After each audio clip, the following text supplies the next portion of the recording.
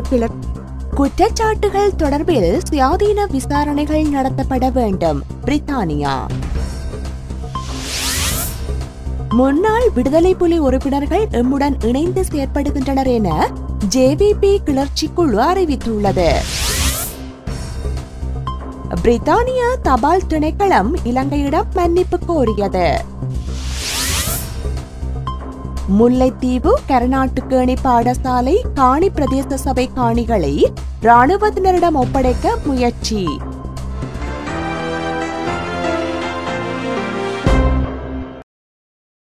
தொடர்வது விரிவான செய்திகள். குற்றச்சாட்டுகள் தொடர்பில் சுயாதீனமான விசாரணைகள் மேற்கொள்ளப்பட வேண்டுமென பிரித்தானியா மீண்டும் வலியுறுத்தியுள்ளது. இறுதிக்கட்ட யுத்தத்தின் போது மனித உரிமை மீறல்கள் மற்றும் யுத்த குற்றச்செயல்கள் இடம்பெற்றதாக குற்றம் சுமத்தப்பட்டுள்ளது. சகலவிதமான குற்றச்சாட்டுகள் தொடர்பிலும் நம்பகமானதும் சுயாதீனமானதுமான விசாரணை பொறிமுறையொன்று உருவாக்கப்பட வேண்டுமென தெரிவித்துள்ளது. உண்மையை கண்டறியும் ஆணைக்குழு முழுமையாக வெளியிடப்பட்டமை வரவேற்கத்தக்கது என குறிப்பிட்டுள்ளது. நல்லிணக்கம், அரசியல் தீர்வு திட்டம், குற்றச்செயல்களுக்கு தண்டனை விதித்தல், மனித உரிமை மீறல்கள் தொடர்பில் பிரித்தானியா உன்னிப்பாக அவதானித்து வருவதாக தெரிவித்துள்ளது. உண்மையை கண்டறியும் ஆணைக்குழுவின் இறுதி அறிக்கையில் பல முக்கிய ஆக்கப்பூர்வமான பரிந்துரைகள் முன்வைக்கப்பட்டுள்ளன. எவ்வாறெனினும் இந்த பரிந்துரைகளை உரிய முறையில் அமுல்படுத்த வேண்டியது இலங்கை அரசாங்கத்தின் கடமையாகும் என பிரித்தானியா குறிப்பிட்டுள்ளது. இடம்பெயர் மக்களின் வாழ்க்கையை மேம்படுத்துவதற்கு கூடுதலான முனைப்பு காட்ட வேண்டுமென வலியுறுத்தியுள்ளது. மனித உரிமை மீறல் மற்றும் யுத்த குற்றச்செயல்கள் தொடர்பான குற்றச்சாட்டுகள் குறித்து உண்மையை கண்டறியும் ஆணைக்குழு உரிய முறையில் விசாரணை மேற்கொள்ளாமை அதிருப்தி அளிப்பதாக பிரித்தானியா குறிப்பிட்டுள்ளது. தமிழீழ விடுதலை புலிகளின் முன்னாள் உறுப்பினர்கள் தம்முடன் இணைந்து செயற்படுவதாக ஜேவிபி கிளர்ச்சி குழு ஒப்புக்கொண்டுள்ளது.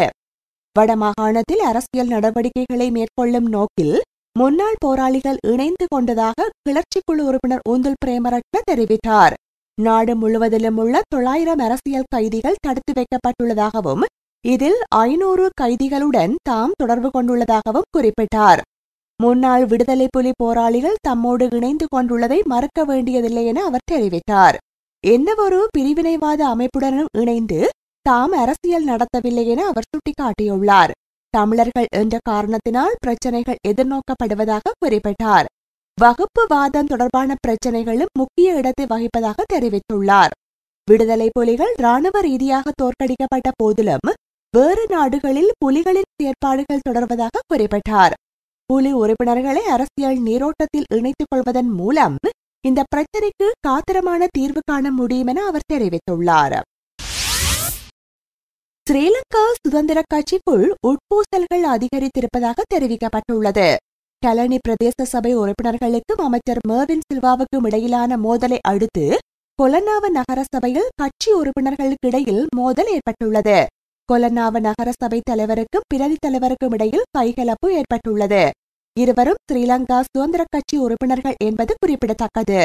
வீதி விளக்கு ஒன்றை பொருத்துதல் குறித்து இருவருக்கும் இடையில் முரண்பாடு ஏற்பட்டதாக தெரிவிக்கப்பட்டுள்ளது.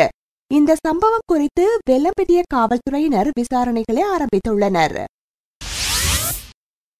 முல்லைத்தீவு மாவட்டத்தில் உள்ள கர்நாட்டிக்கேணி அரசினர் தமிழ் கலவன் பாடசாலை காணியையும் பிரதேச சபைக்குரிய காணியினையும் இராணுவத்தினரிடம் ஒப்படைப்பதற்கான நடவடிக்கைகளை அப்பகுதி பிரதேச சபை செயலர் ஈடுபட்டுள்ளதாக அப்பகுதி மக்கள் குற்றச்சாட்டுகளை முன்வைத்துள்ளனர்.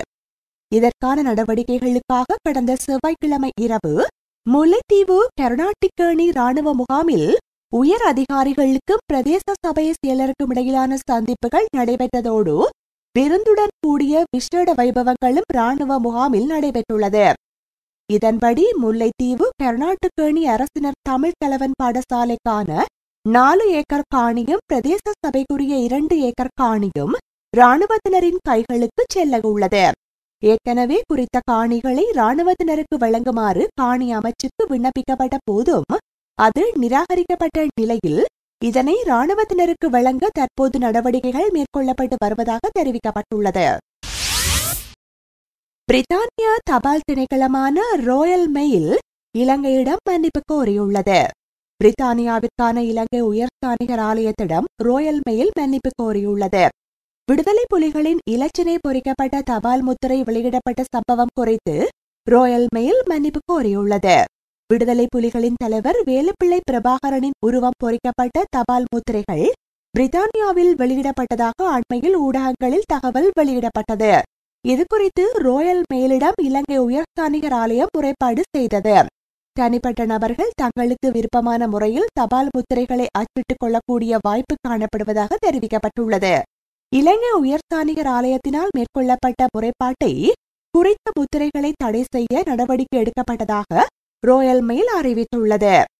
ஏற்கனவே இந்த தபால் முத்திரை ஒட்டப்பட்ட கடிதங்கள் பரிமாறப்பட்டதாகவும் எதிர்காலத்தில் இந்த தபால் முத்திரை பயன்படுத்தப்பட மாட்டாது எனவும் ராயல் மெயில் குறிப்பிட்டுள்ளது. தபால் முத்திரை காரணமாக ஏற்பட்ட அசௌகரியங்களுக்காக ராயல் மெயில் இலங்கையிடம் மன்னிப்பு கோரியுள்ளது. உண்மையை கண்டறியும் ஆணைக்குழுவின் பரிந்துரைகள் உரிய முறையில் அமல்படுத்தப்பட வேண்டும் என கனடா தெரிவித்துள்ளது. ஆணைக்குழுவின் பரிந்துரைகள் வரவேற்கப்பட வேண்டிய அதேவேளை பரிந்துரைகளை அமல்படுத்தும் கால வரையறை குறித்து இலங்கை அரசாங்கம் தெளிவுபடுத்த வேண்டும் என கனேடிய வெளிவகார அமைச்சர் ஜான் பாயார்ட் தெரிவித்துள்ளார். எவ்வாறெனினும் இறுதிக்கட்ட யுத்தத்தில் இடம்பெற்றதாக குற்றம் சுமத்தப்படும் மனித உரிமை மீறல் சம்பவம் குறித்து ஆணைக்குழு உரிய விசாரணை மேற்கொள்ள தவறி இருப்பதாக குறிப்பிட்டுள்ளார். ஆணைக்குழுவின் அறிக்கை ஆராயப்பட்டு வருவதாக அவர் தெரிவித்தார். பிரச்சினைக்கான அடிப்படை காரணிகளை இனம் கண்டு அவற்றுக்கு தீர்வு வழங்குவதில் அரசாங்கம் கவனம் செலுத்த வேண்டும் என குறிப்பிட்டுள்ளார். ஐக்கிய நாடுகளின் நிபுணர் குழுவில் சுமத்தப்பட்டுள்ள குற்றச்சாட்டுகளில் பலவற்றுக்கு உண்மையை கண்டறியும் ஆணைக்குழு உரிய தீர்வுகளை முன்வைக்கவில்லை என அவர் சுட்டிக்காட்டியுள்ளார். மனித உரிமைகள் ஜனநாயகத்தை நிலைநாட்டவும் அரசாங்கம் கூடுதல் சிரத்தை எடுத்துக்கொள்ள வேண்டும் என அவர் வலியுறுத்தியுள்ளார்.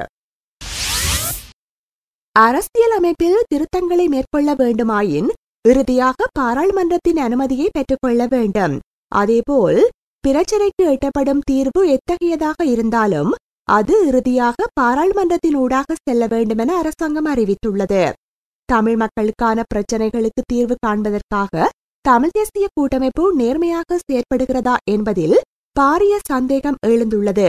ஆனால் அரசாங்கத்துடனான பேச்சுவார்த்தையை தொடர்ந்து முற்கொண்டு செல்லப் போவதில்லை என தமிழ் தேசிய கூட்டமைப்பு எங்கும் தெரிவித்ததாக நாங்கள் அறியவில்லை என ஆளும் கட்சியின் பேச்சுவார்த்தை குழுவின் உறுப்பினரும் பாராளுமன்ற உறுப்பினருமான பேராசிரியர் ராஜீவ விஜயசிங்க தெரிவித்துள்ளார். தமிழ் தேசிய கூட்டமைப்புக்கும் அரசாங்கத்துக்கும் இடையிலான பேச்சுவார்த்தைகள் எதிர்வரும் நாட்களில் நடைபெறவுள்ளன. பேச்சுக்கள் நடைபெறாது என எந்த தரப்பும் குறிப்பிடவில்லை. அப்படியானால் பேச்சுவார்த்தைகள் நடைபெற வேண்டும். அதாவது அரசாங்கத்துக்கும் தமிழ் தேசிய கூட்டமைப்புக்கும் இடையிலான பேச்சுக்கள் தொடர்பில் பல்வேறு தரப்புகள் பல்வேறு விதமான எதிர்பார்ப்புகளை கொண்டிருக்கின்றன. மேலும் பேச்சுகள் தொடர்ந்து இடம்பெற வேண்டியதன் அவசியத்தை இரண்டு தரப்பினரும் உணர்ந்துள்ளனர். எனவே பேச்சுகளில் ஸ்தம்பித நிலை ஏற்படும் என நான் கருதவில்லை. அரசாங்கத்துக்கும் கூட்டமைப்புக்கும் இடையிலான சந்திப்புகளின் பின்னர் இரண்டு தரப்பினரும் பல்வேறு கருத்துக்களை வெளியிடலாம். ஆனால் பேச்சுக்கள் இடம்பெற வேண்டும் என்பதில் அனைவருக்கும் உடன்பாடுகள் உள்ளன என விஜயசிங்க மேலும் தெரிவித்துள்ளார். அரசியல் தீர்வு குறித்து பேச ஐக்கிய தேசிய கட்சிக்கு எவ்விதமான தார்மீக உரிமையும் கிடையாது. மீண்டும் நாட்டில் குழப்பத்தை உண்டாக்க சர்வதேசத்தில் உள்ள புலி உறுப்பினர்களை உள்நாட்டு சக்திகள் கையாள்கின்றன என்று அமைச்சரும் ஜாதிக ஹெலோருமியாவின் பொதுச் செயலாளருமான சம்பிக்க ரணவக்க தெரிவித்துள்ளார். தமிழ் தேசிய கூட்டமைப்பினதும் இனவாத கொள்கைகளுக்கு இலங்கை ஒருபோதும் அடிபணியாது. மீண்டும் ஒரு கிளர்ச்சிக்கோ பிரிவினைவாதத்திற்கோ இடமளிக்கப் போவதில்லை எனவும் அவர் குறிப்பிட்டார். விடுதலை புலிகள் உயிரோடு இருக்கையில் நாட்டை ஒப்பந்த ரீதியாக ரணில் விக்ரமசிங்கவின் அரசாங்கம் எழுதி கொடுத்தது. தற்போது இவர்கள் தேசிய இனப்பிரச்சினைக்கு தீர்வை வழங்கும் என்று கூற தகுதி கூட இல்லாதவர்கள். ஐக்கிய தேசிய கட்சிக்கோ கூட்டமைப்புக்கோ தேவையானவாறு தீர்வுகளை வழங்க முடியாது. இலங்கையிலிருந்து தப்பிச் சென்று வெளிநாடுகளில் தஞ்சமடைந்துள்ள புலி உறுப்பினர்களினால் நாட்டுக்கு பாரியளவில் அச்சுறுத்தல் உள்ளது. உள்நாட்டில் ஜேவிபியிலிருந்து பிரிந்து சென்ற மாற்றுக் குழுவினரும் இணைந்து கொண்டுள்ளனர். சர்வதேசத்தின் புலிகள் இலங்கையில் குழப்பத்தை ஏற்படுத்துவதற்கு பல்வேறு வகையில் முயற்சிகளை மேற்கொண்டுள்ளன. இதனாலேயே பல்கலைக்கழகம் உட்பட பல்வேறு துறைகளில் அரசுக்கு எதிரான கோஷங்கள் எழுப்பப்பட்டுள்ளன. பிரபாகரனை விட ஆபத்தானவர்களாகவே கூட்டமைப்பும் எஞ்சியுள்ள புலி உறுப்பினர்களும் உள்ளனர். எனவே இனவாத சக்திகளை தலைதூக்க விடாது நாட்டின் பாதுகாப்பை உறுதிப்படுத்த நடவடிக்கைகள் மேற்கொள்ளப்பட வேண்டும். இலங்கையில் தமிழர்கள் சுதந்திரமாக வாழ்கின்றனர். ஆனால் இந்தியாவில் அவ்வாறில்லை. உள்நாட்டுக்கு வரும் எந்தவொரு இந்தியரையும் நாம் தாக்குவதில்லை. ஆனால் இந்தியாவிலோ மிகவும் மோசமான முறையில் இனவாதம் கையாளப்படுகிறது என சம்பிக்க ரணவக்க கூறியுள்ளார். இத்துடன் செய்திகள் முடிவடைந்தன. செய்திகளோடு இணைந்திருந்த அனைவருக்கும் நன்றி, வணக்கம்.